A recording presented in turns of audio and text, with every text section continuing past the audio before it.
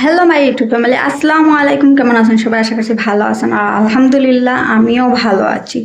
তো আজকে 10টার সময় গ্যাস চলে যাব বলে সকাল সকাল 7:30টার সময় রান্না বাড়া সব কিছু শেষ করলাম। তারপরে দিয়া এই যে দেখতে পাচ্ছ ঝাড়ু পোছা সব কিছু করে নিচ্ছি। আর ওখানে একটা রুম বাকি আছে, ম্যামের রুমটা, সেটা করব। আর তোমাদেরকে দেখাই, এই যে দেখতে পাচ্ছ সকাল সকাল আজকে কিচেনে সব কিছু ক্লিয়ার করে রেখে দিছি, মানে ক্লিন করে। আর ফিশ বাগেরা যেগুলি আছে সবগুলি ফ্রাই করে নিচ্ছি। দুপুরের মানে রান্না বাড়ার আর কিচ্ছু কাম আমার নাই, তাই ভাবছি এক্সট্রা কিচ্ছু করব। আর একটা কথা কি, মানুষে বলো না, বিপদে না পড়লে বলে মানুষ চিনা যায় না।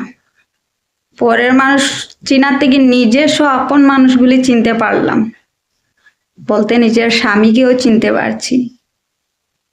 এই যে এসআইআরটা চলতেছে, যে আমি এইখানে ঘরে আমি কিভাবে ভেরিফাই করব, কিন্তু ও নিজে বিএলওর এখানে গিয়ে নিজের ভেরিফাই করে আসছে, আমার সতীনের ভেরিফাই করছে, কিন্তু আমারটা ভেরিফাই করে দিচ্ছে না। জানি না মানুষ কেন আমার জন্য অত হিংসা।